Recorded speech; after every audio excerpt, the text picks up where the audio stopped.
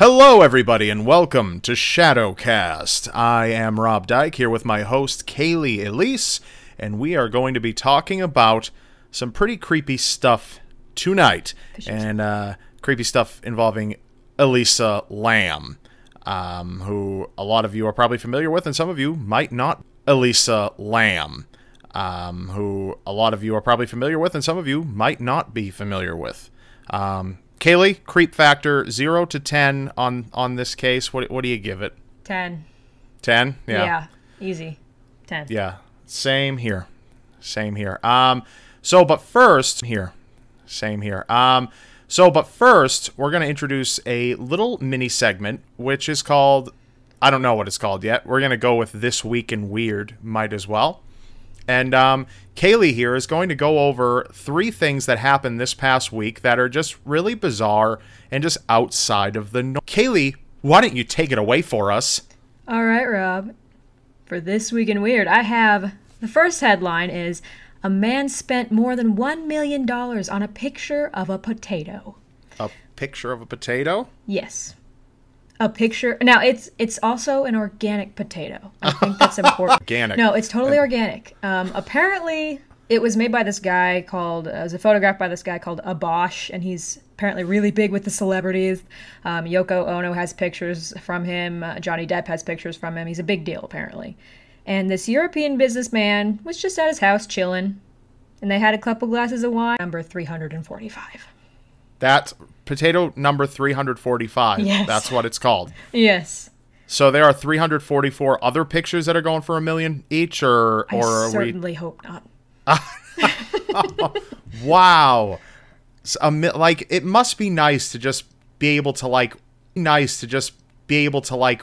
wipe your ass with that kind. Like, that guy, like, I don't know, he finds the softest animal he can find and skins them, and that's what he uses as toilet paper. That's that type of person.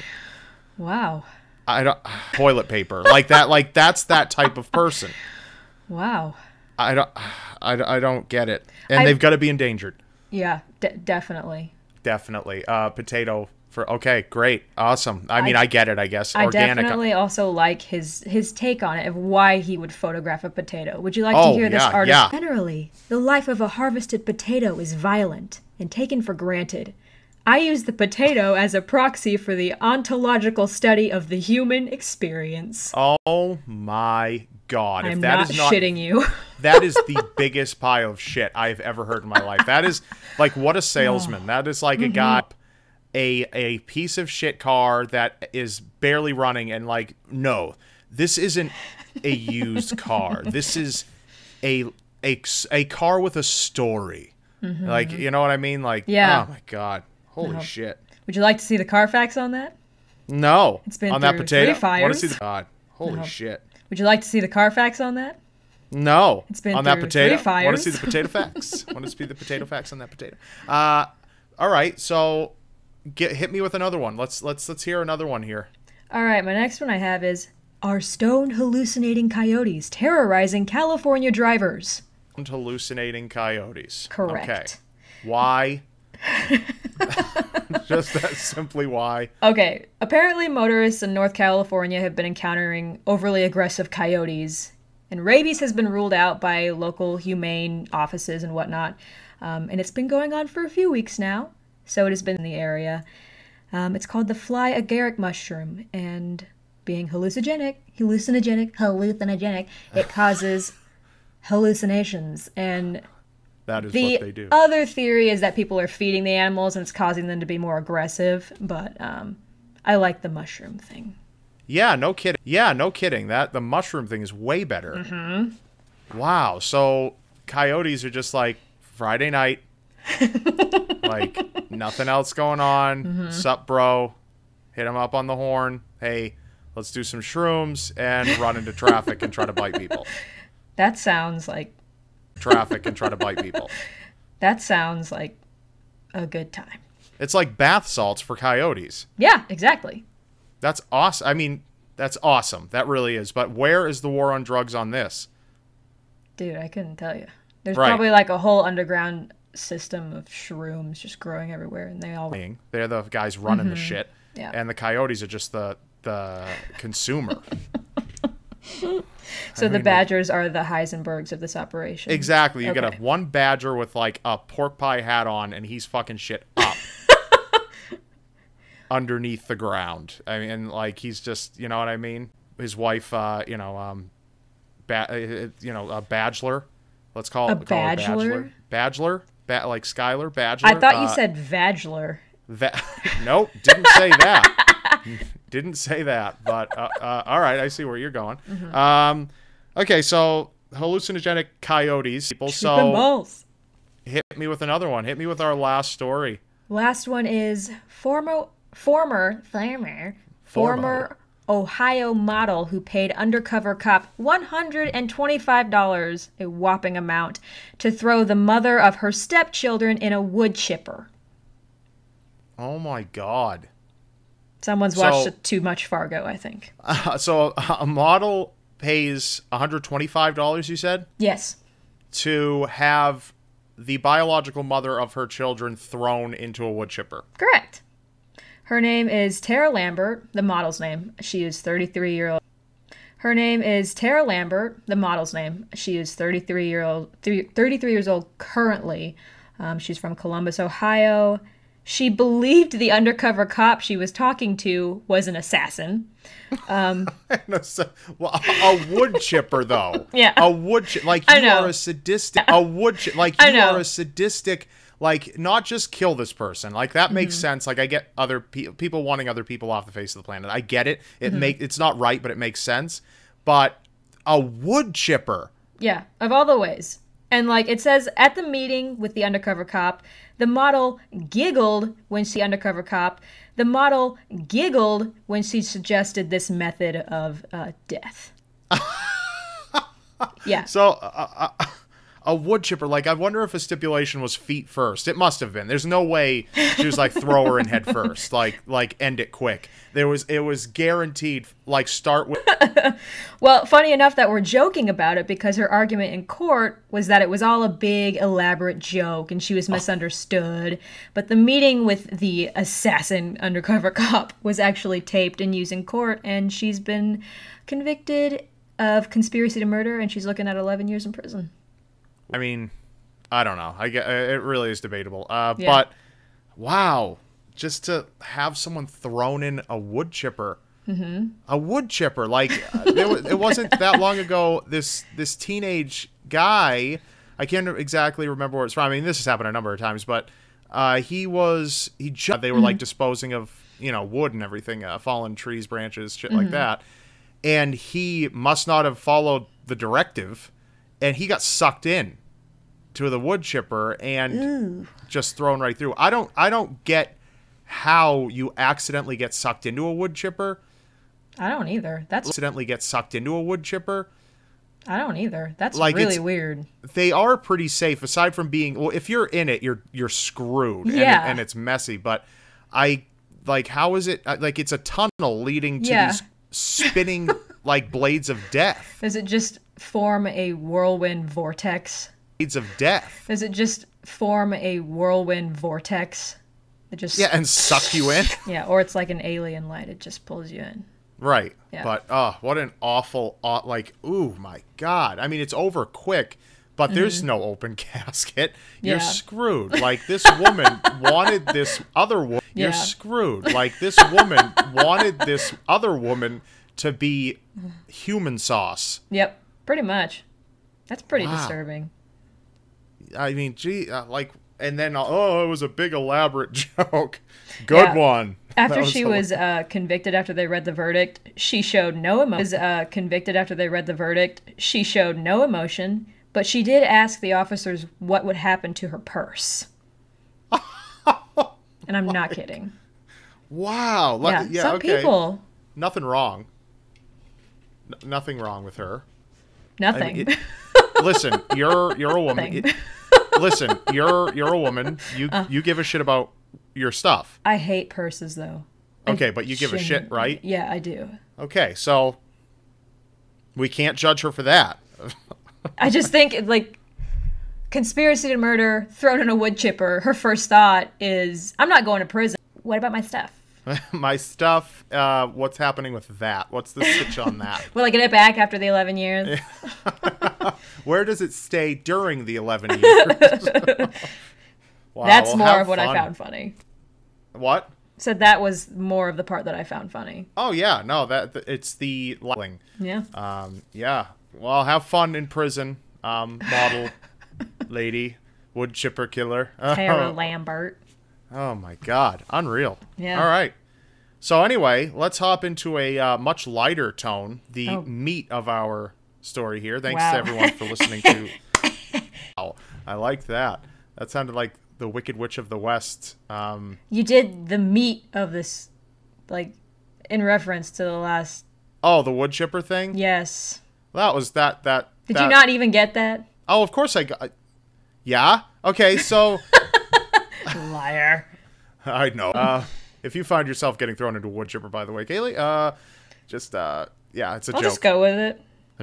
I'm JKing on that one. All right, cool. So, yeah, let's jump right in to Elisa Lam, one of the most horrifying stories you have covered, one of the most horrifying stories so, yeah. So, let's give a little bit of a rundown. Just so everyone knows, if you want to be thoroughly creeped out, all you need to do is go onto YouTube, as usual, and you have to just search for Elisa Lam. And what you're going to find, and that's E-L space L-A-M. And you're going to find footage of a girl in an elevator, and she's going to be acting very strange, strange behaviors.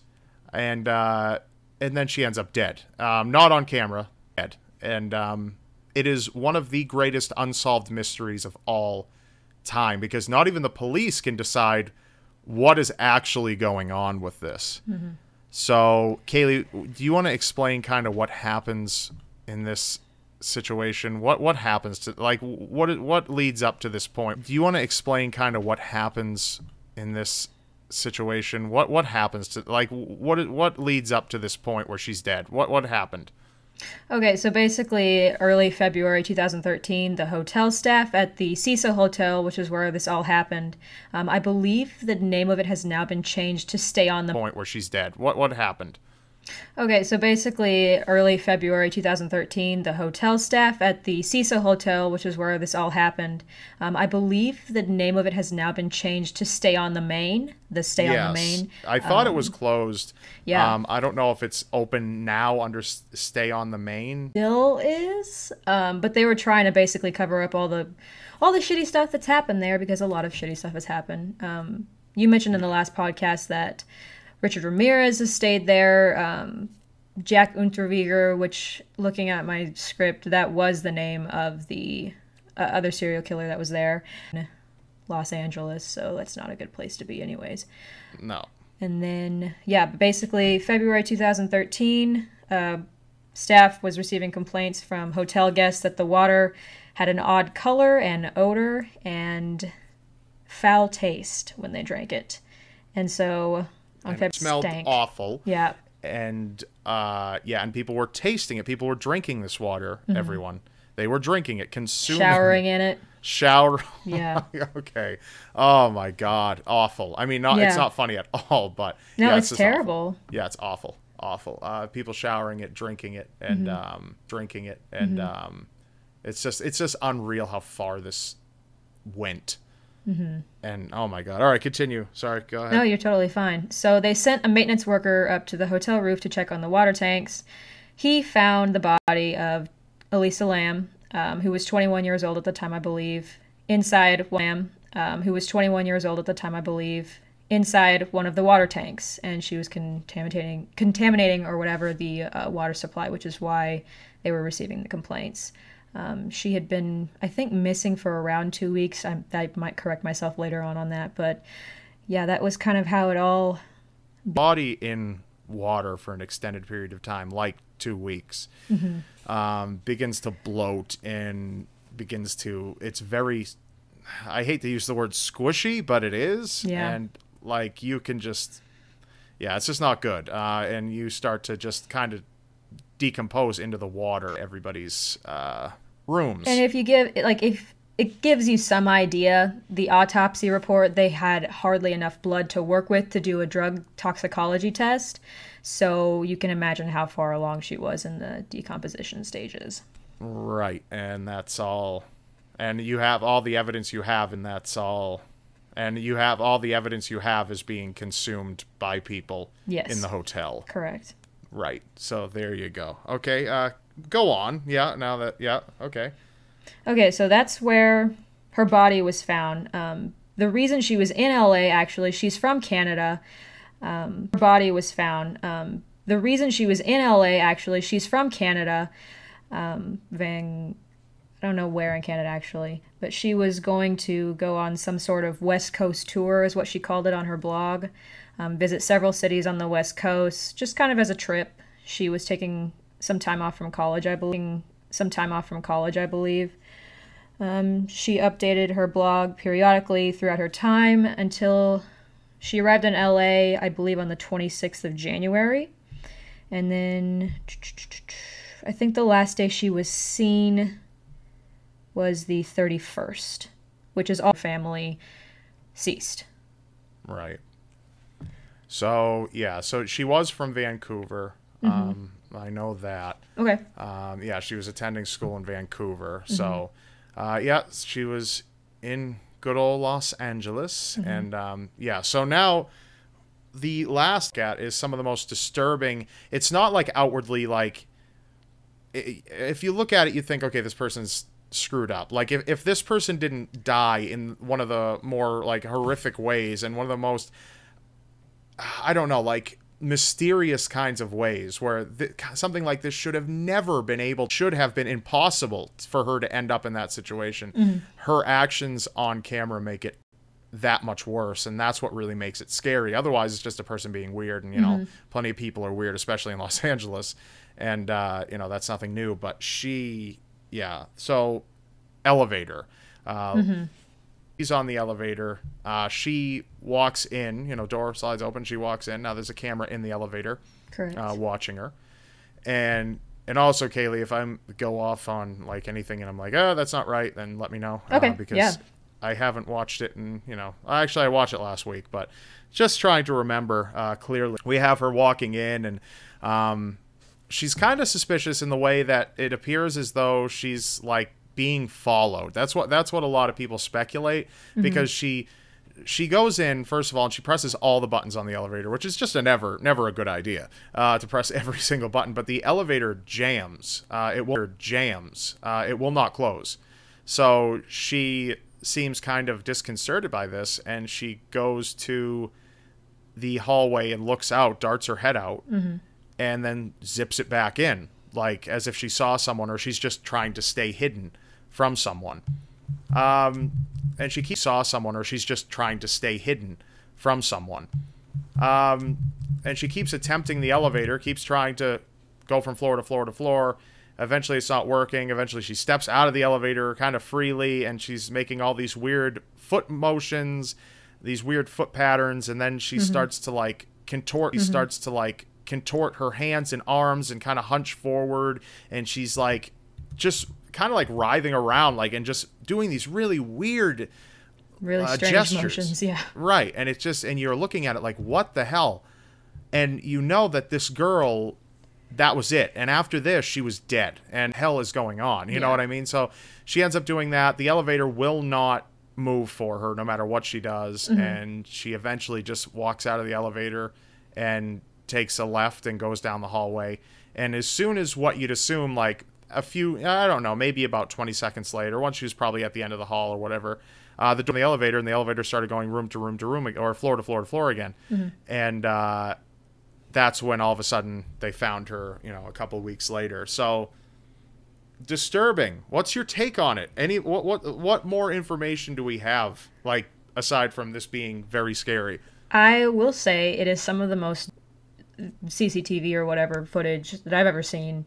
And I think that's particularly what a lot of people get drawn into this case about, because you see the video and you're like, you try to figure out what she's doing, because she looks fucking insane. Right. The only Yeah. thing I think, I'm trying to think here. When she walks into the elevator, she doesn't press all the buttons. She presses specifically, if you look close enough, she presses all the buttons down the middle row. Right, that's true. Yeah, it's not And on then, the very sides. And then there's a picture that someone took of the buttons before the actual case came about, and it's somewhere on the internet, of the elevator buttons, and that very bottom button is actually the door hold button, which she presses multiple times because she's trying to get to the right floor. I don't know why she presses the button multiple times, but it's going to hold the door open. Okay. Seen it is super, super grainy and super pixelized. It's terrible.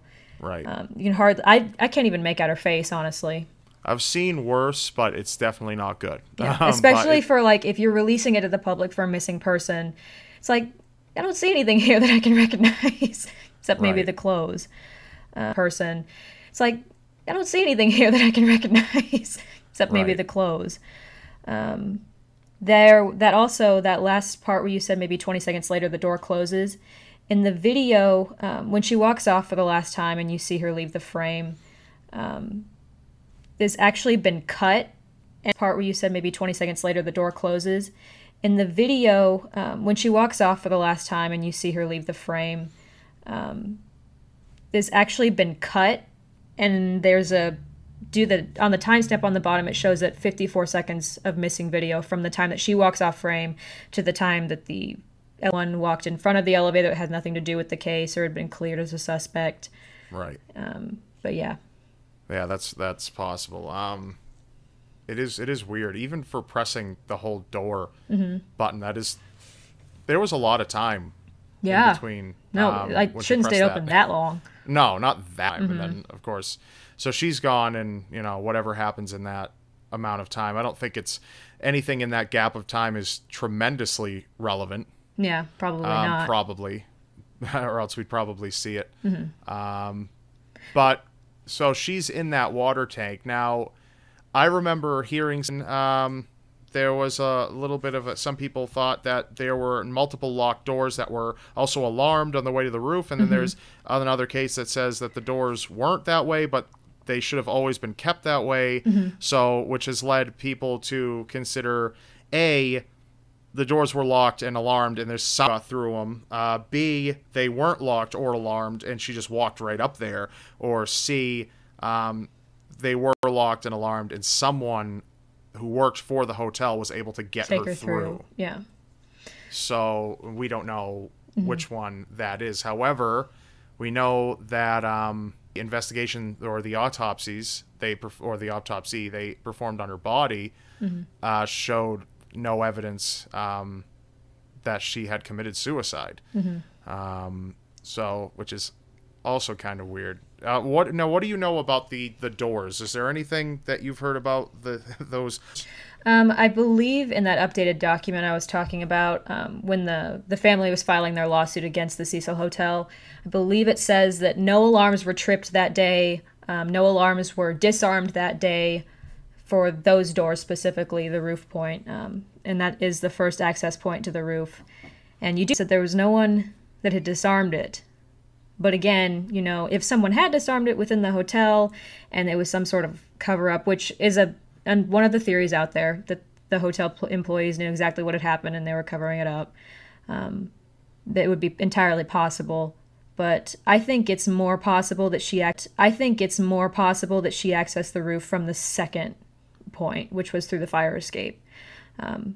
There are fire escapes on the 15th floor. I think there's 3 of them in the Cecil. And you can get out them through a window, just by crawling out a window. There's no alarm on the window. There's no one guarding the window. There's no one guarding the window. You can just crawl out and get up to the roof fairly easily. And I think it's more likely that that's how she ended up there. Whether she was up there with someone or she was, taken by gunpoint or whatever, I don't know. But I think that's more likely the method and how she got up there. The method and how she got up there. Okay, so let's take it before that. A lot of people said that she was alone in this hotel, but that's not true. Not true. And that might have been more recent. I think it was widely reported at first that she was on the fourth floor. Widely reported at first that she was on the fourth floor. And I think I said even in the last podcast that she originally started out on the fourth floor. That is also not correct. When she first checked in, she was assigned to a fifth floor room with 2 roommates, I believe it said in the new information. And her roommates began complaining of Elisa Lam exhibiting odd behavior, and they asked her to be moved to a different room. And so the hotel staff complied, and they moved her to a single room on the 5th floor as well. So she was never on the 4th floor. She was always on the 5th floor. It was just a matter of they moved her, explained odd behavior that we didn't hear anything about until this point. Right. That her friends... Mm-hmm. Or her roommates or whatever. Roommates, whatever they were.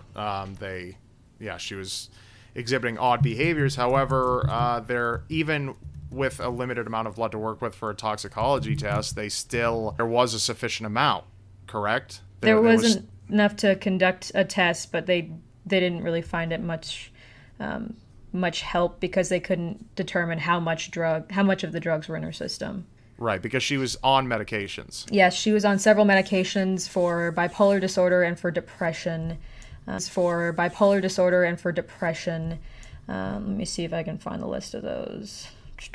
Wellbutrin, lamotrigine, quetiapine, dexedrine, spansiol, venlafaxine, Sinutab, which is just a normal sinus pill, and Advil is what they found in her belongings. And lamotrigine for bipolar disorder, quetiapine for bipolar disorder, Wellbutrin for depression, and venlafaxine for depression, all in her system, but very small quantities.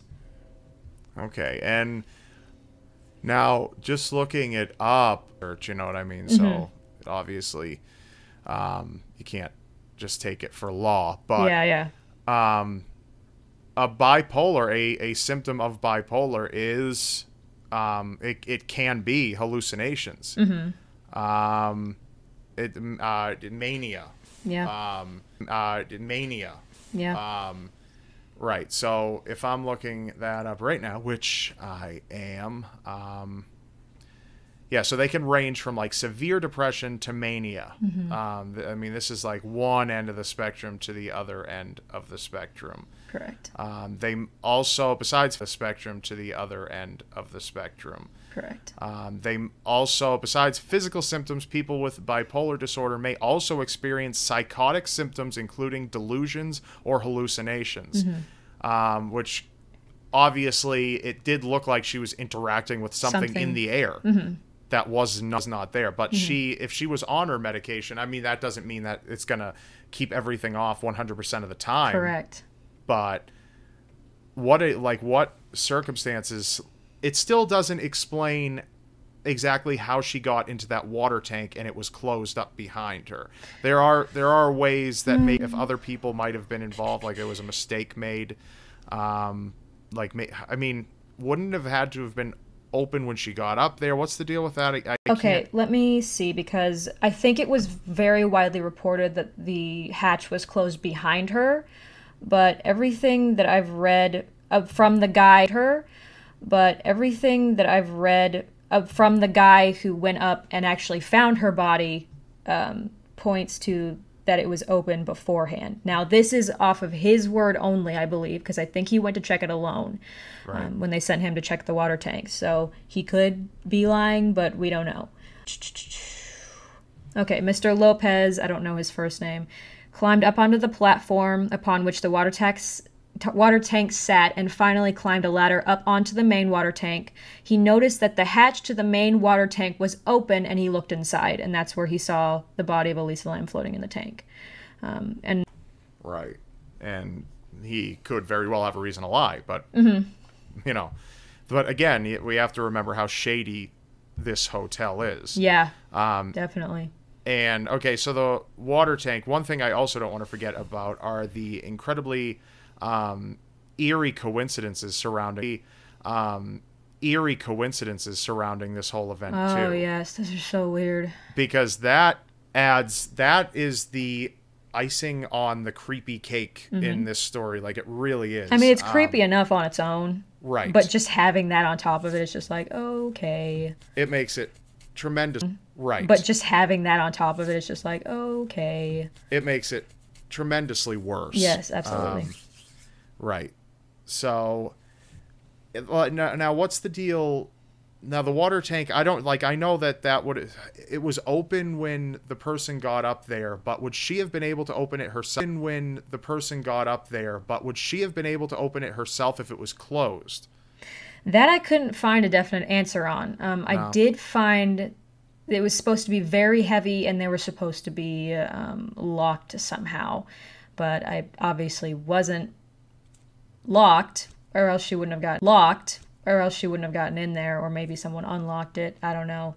But whether or not she was alone, it somehow got opened or was already open. So now, okay, so now what I've also just read is she has a Tumblr since she has died. Past her death, yes. Right. Now the possibilities are that she obviously might have scheduled something to post. Yes. That's what, a number of people do.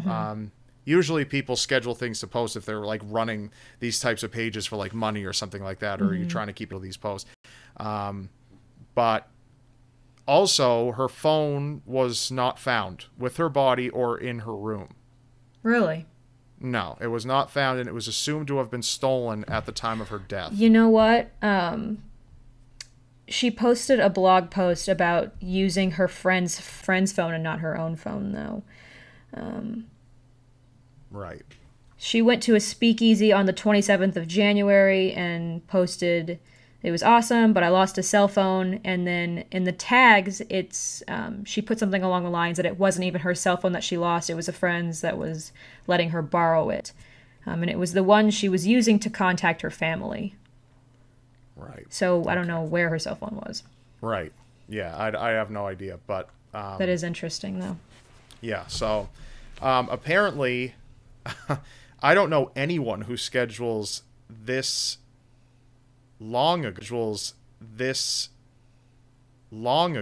or this far in advance. In the future.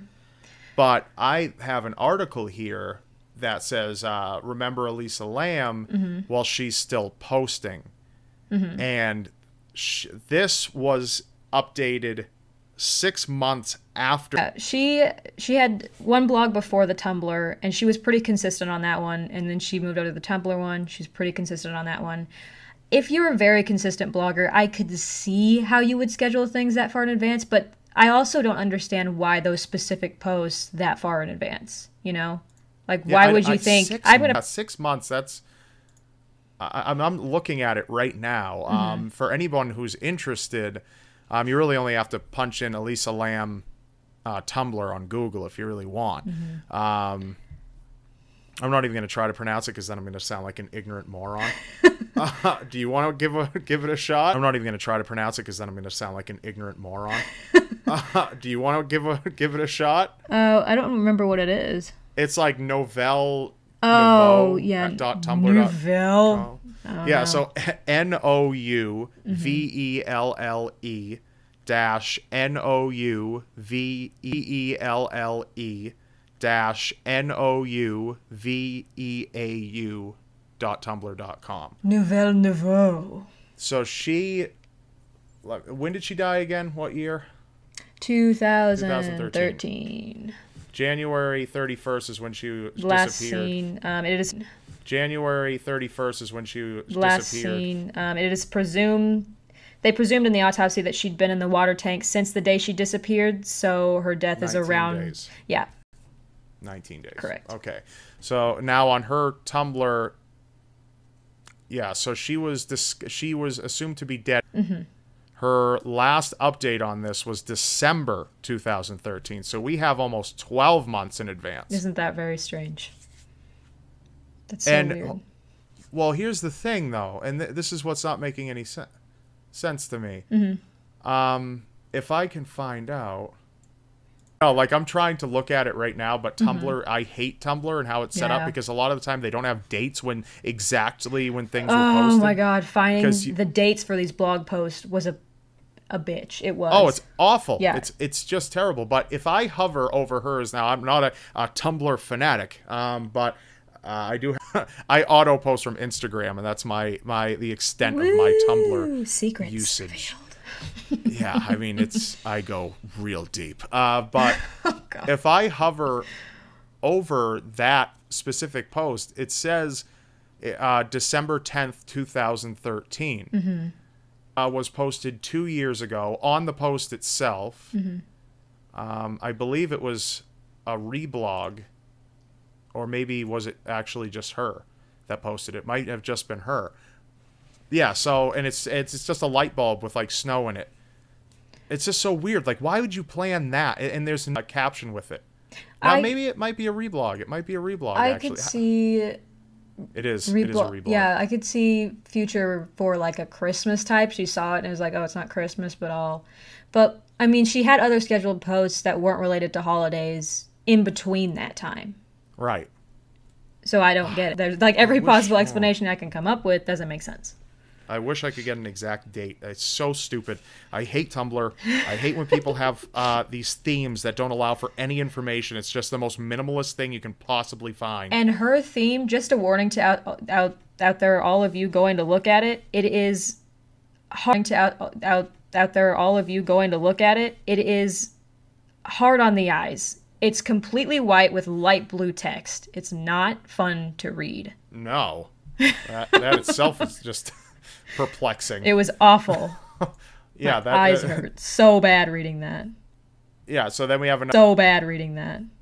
Yeah, so then we have another one on June 2nd, 2013. Okay, so she was gone in February of 2013, Yes. right? And she, in February of 2013 on her Tumblr, there is so much posted. It's unreal. Yeah. I mean, not unreal. I mean, you can fathom it. But not unreal. I mean, you can fathom it. But January 2013, the month or the last month of her life, she's posted a lot of different things, whether they're reblogs or whatever. February, she's supposed to be gone at this point. Dead. Yeah. There's still a lot there, but then you go into March and there's only 4 things. So that I can understand planning it out. Then you go into April, 3 things. June, 1 thing, and then December, 1 thing. Yeah. That's just, I mean, could it be that she just said, okay, that's really cute for around Christmas time, and I'll just schedule it to post around Christmas time? I mean, it's possible. We don't know her personally, so maybe that's something Right. she would have done. But again, it's a little strange to plan that far in advance. Yeah, still very odd. And this one I don't think was even a reblog. I think it was actually a post of Just hers. a post.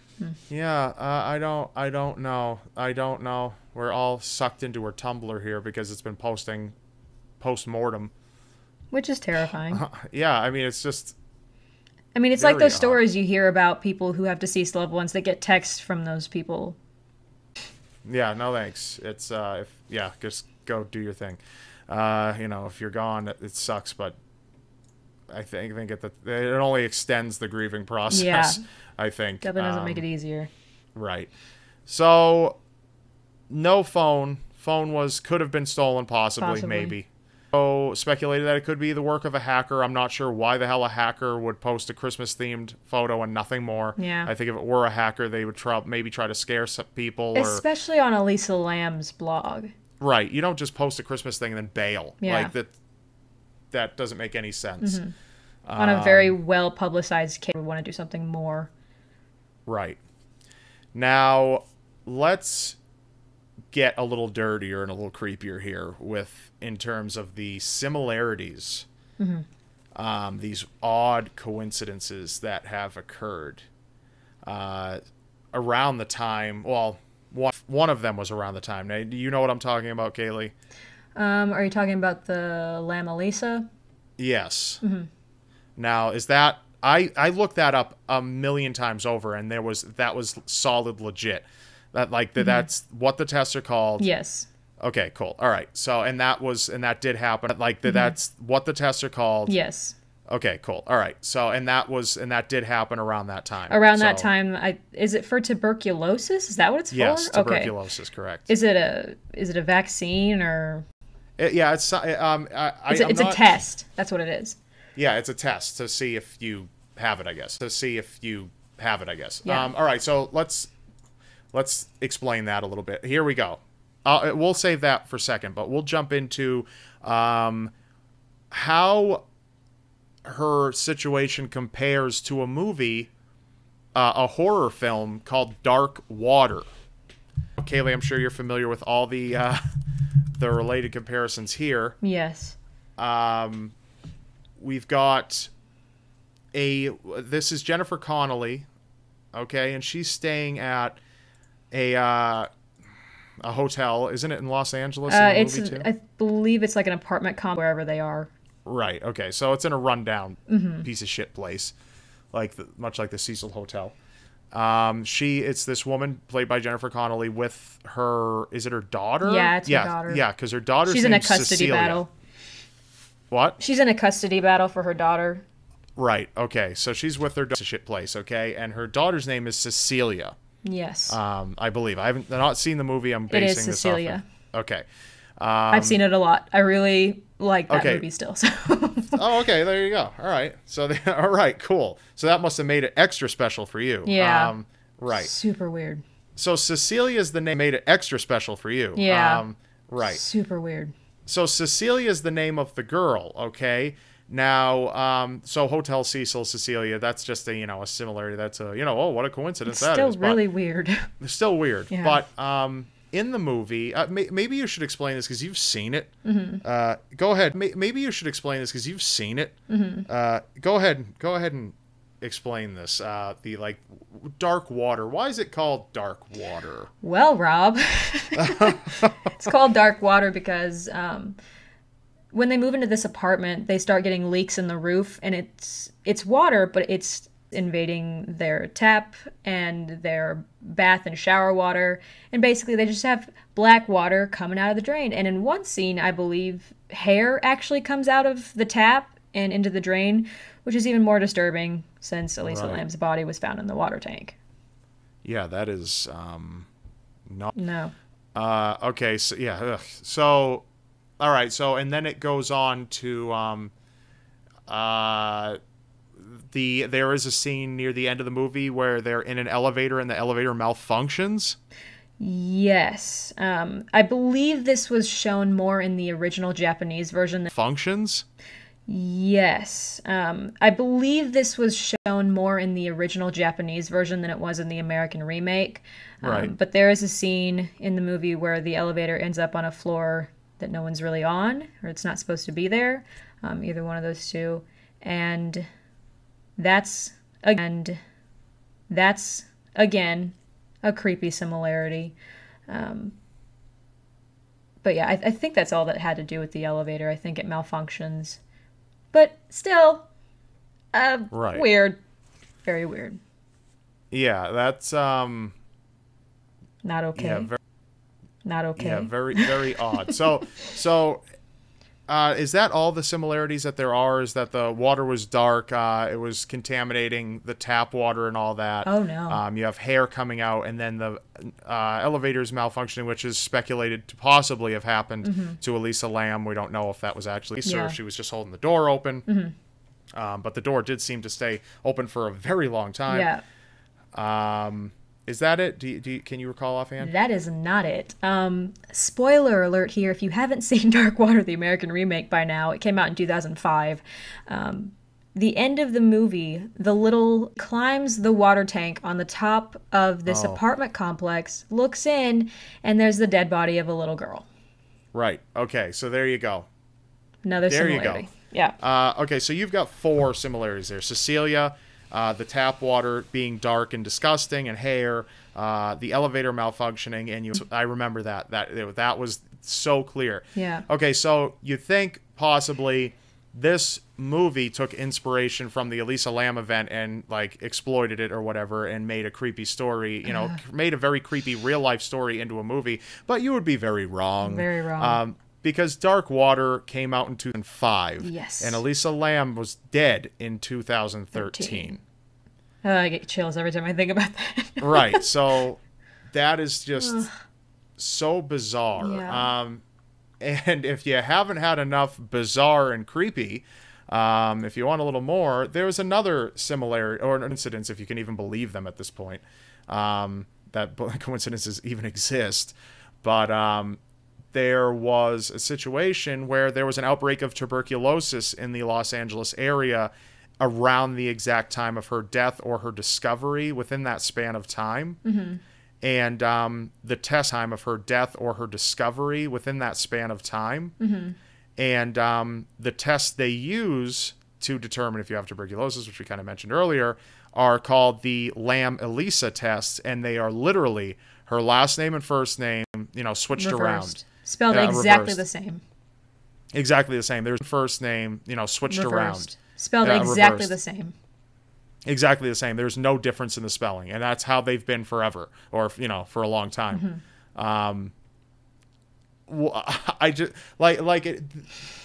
Come on, that's what makes this the scariest unsolved mystery of all time. I feel awful for the people impacted by her death, that it would have to be surrounded by this type of mystery. But also, I think at the same time, when you surround it by this kind of mystery, you also draw more attention to it. Correct. But it sucks because that hasn't helped. No. Because it's still not solved. LAPD it is, but... Oh, right, yeah. But to everyone else who has who doesn't have a reputation to uphold and a brain, it's really not closed, I would say. Right. Really hasn't been solved, yeah. And so those are the two, right? Is there another one? I can't remember. I think that was incidents. I just know the recent season of American Horror Story. I believe they based the Hotel Cortez, where the entire season was based on the Cecil Hotel. Yeah, I heard that too. Yeah, I think that's correct. Maybe. Right. I believe that's gotten into for whatever reason. I haven't even given it a chance yet. I'm always behind on these kinds of things. People assume oh, Rob must have seen it. It's creepy. Yeah. No. Nope, that's not the case. If it's incredibly disturbing, I might have seen it. But yeah, no, I missed on the Elisa Lam, the case of Elisa Lam. Did you want me to talk about the autopsy? Yeah, talk about it. Let's talk about that. So the autopsy report, they found fluid in her lungs, obviously, 'cause she was... But they couldn't determine whether or not she drowned or whether or not that was just from her body being in there. Right, so maybe she was dead before she went in. Yes. But the general consensus is that she drowned in that tank. Yes. Right. It's on the 15th page of the autopsy report is where they make they mark the cause of death. And it says on June 15th, the accident checkbox is marked. So they ruled it an accidental drowning, I guess. And then 3 days later, on the 18th, they instead checked the could not be determined box and error next to it. Okay, so what does that mean? Were they having, were there second thoughts about what caused her death? And then, they're like, oh, no, it's easier to go with the accidental drowning. Just go with it. Yeah, I guess that, that makes us just look better. I mean, maybe they're just, it could very well be that they're just doing their job and this is the best way they know how to do it. But it's also very possible that they're not doing their job. It's believed because the Cecil Hotel was so close to Skid Row that police didn't really take a girl disappearing in this area. Cecil Hotel was so close to Skid Row that police didn't really take a girl disappearing in this area very seriously. Yeah. I mean, another murder, you know what I mean? Whoop-de freaking do. I think it did get a little more attention, but it was only because she was from Canada. She was a foreigner lost in our country. And that is from Canada. She was a foreigner lost in our country. And that gets a bigger deal because you have another country looking for her lost in your country. She's in your territory. So, I mean, you kind of have to make it a bigger deal. And I think the other reason it got more attention than probably other missing person cases do was because of that elevator footage. When the press got hold of that, they went crazy with it. Right, because it's intense. Creepy, yeah. It's intense. It really is. It was also, speaking of the elevator footage, bottom, it is so pixelated and grainy, and it looks like it's been blurred out, the timestamp. Yeah, it does. It does. But a lot of people speculate that it's been slowed down an incredible amount. And then if you speed it up, I think it was like 135% sped up is the correct speed that the timestamp at the bottom runs. It shows her being, all of her movements are faster. It's just, why slow it down? Right. Any speculation as to that? Because I have no clue why they would slow it down. Why slow down? I don't know. And why block out the time? Don't know. And why block out the timestamp if that's what they did? Yeah, that makes I don't know. That makes just another thing another that will weird never thing probably be solved or explained or anything. That's the thing, is there are so many, like, every facet you approach this case from is so right.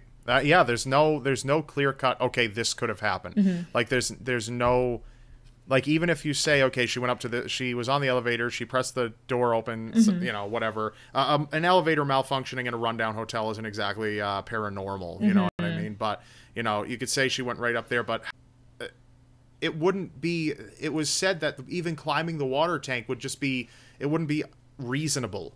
Mm-hmm. That she would be able to get to it and open the lid if the lid was closed. Yeah. And it's like, no matter how far logically you can get, you always hit this wall where it's like, okay, explain this, and you can't. Right. And then that you get to the odd coincidences, mm-hmm. And it's just like, and people, people are going to write that off. Some people are going to write it off, and whatever. I mean, it's not evidence of anything. Yeah. But it is remarkably strange, but maybe just every now and then, that's going to happen in the course of the world. You're going to have a murder fall in place with these terrible things, because it's just a statistical chance mm-hmm. that this is going to occasionally happen. Occasionally someone's going to, you know what I mean? Like, yeah. something like that is going to happen eventually in time. But still, wow, what a perfect storm of just really creepy stuff. Of crap. Yeah. Unreal. Also, I think on that new document, I reread it last night. It says at a point in here that the police did not approach or inspect the water tanks in their search. So it says they did a thorough search of the roof and checked, quote unquote, every nook and cranny. Right. But they did not approach the water tanks and did not inspect that area. Either they didn't believe that anyone could possibly get in, or yeah. Which is that's entirely possible. Maybe that's how the water tanks are. There is pictures of the water tanks. To assume it was open and she got in mm-hmm. is why? Like more things seem to point to foul play than anything, I think. Yeah. It seems to be like this girl might have run out of medication, or didn't have her medication, maybe because that was taken maybe at I don't know, mm-hmm. at some time her cell phone stolen from her, but there's just more things that point to someone wanted to kill her. Mm-hmm. It didn't look like she had been sexually assaulted, though. They couldn't really determine. Well, yeah, because her body was so decomposed that, right. It was hard to tell if it was just from decomposing or... Unreal. Yeah. But crazy that's stuff. that's the story of Elisa Lam. Mm-hmm. This second episode of ShadowCast. So yeah, I mean, I think we've pretty much covered generally what we could in an hour. You go on your own. Yes, if go. you dare. I remember when I was doing the episode for Scariest Deaths to Keep You Up at Night, or That'll Keep You Up at Night, whatever. I can't even remember yeah. the title of the video, but I was looking it up, and I don't know, I'm sitting alone at 3 a.m. And all of a sudden I came across that, and I'm just like, I'm sitting alone at 3 a.m. And all of a sudden I came across that, and I'm just like, all the lights were off. I was doing fine until I hit that story. Well, you don't even think about running into something like that, and then you do. Right, because it's real. It happened.